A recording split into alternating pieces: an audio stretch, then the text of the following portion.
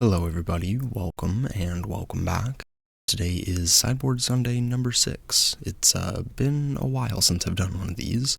I ended up getting sick and kind of threw me off my upload schedule, but we're back now. So today we are going to be talking about CFTSOC's Sultai Ramp combo list. Going to be going a little bit more in depth on the combo and what changes I've made and what I've been playing the last couple days with it. So this is the original list that won the Chicago 75K.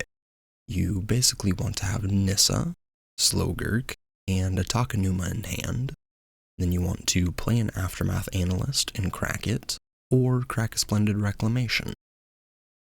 If you have enough of these new Capenna lands that enter the battlefield, sacrifice themselves, search up more lands, you can put a ton of counters on Gurk, and Nissa is going to do her Lotus Cobra impression and produce a ton of mana. Once you have enough mana, you can loop the Takanuma in the Aftermath Analyst by having Slogurk out, since each reclamation is going to bring all of these lands back to give him tons and tons of counters so you can rebuy the Takanuma. Once you've done that loop a few times, you're going to have infinite mana. You use that infinite mana to play Jace the Perfected Mind, and then you do your Slogurk Takanuma loop with Jace and Slogurk instead of the Aftermath Analyst. So the main combo line in the deck is pretty convoluted, and it doesn't always come up, but in the late game it definitely can because you're just dumping things in your graveyard repeatedly. Your other kind of game plans are Slogurk. Slogurk plus all of these lands is a very fast clock if your opponent can't deal with them, since Slogurk has trample and he has a way to protect himself. He's a very good mid-rangey threat. He can be a little bit slow, but in certain situations you can end the game in 2 hits, which is definitely not slow. What's your other game plan, you might ask? Well, we have a Trox up here. Nissa can just make a ton of mana, and if you don't have access to like Jace, Memory Deluge, whatever to dig for what you need, you can just slam this big angel.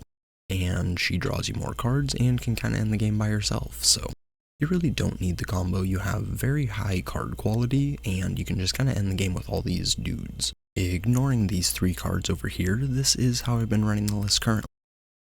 These are over here because they are technically other things you can play in here.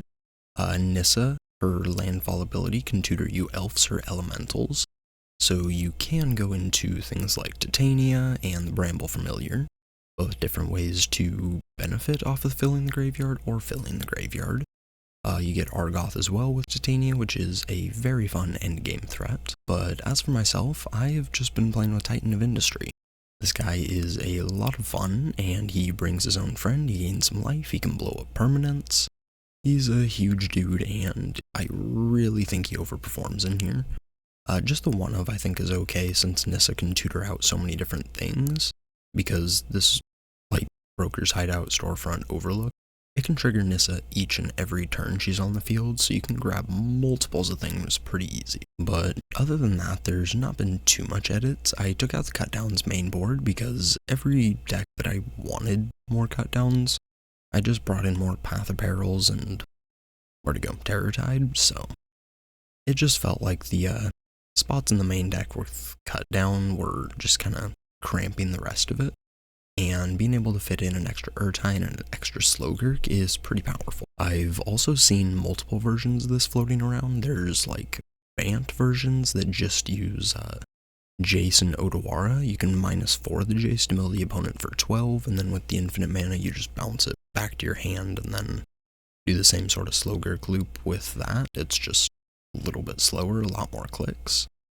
It does take you out of your like removal colors, so a little something to think about. You do get access to Cosmic Rebirth, Sunfall, and Temporary Lockdown, so you do get some nice pieces, but I do think this version is probably better.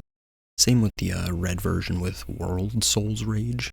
It's a little bit hard to say, but adding a 5th color into the deck definitely slows it down and screws it up a little bit sometimes, so I think this 3 kind of 4 colors is probably where you want to be. But yeah, I really like this deck. It is a ton of fun to play, and I really do recommend it to anybody that wants to try a really fun deck on the ladder. It can be a little bit difficult to play. All of the triggers might make it difficult on the phone, so just play it on your computer if you have one. But yeah, that's about it. Thank you everybody for watching. I appreciate it. Like, comment, subscribe, and I will catch you in the next one. Peace.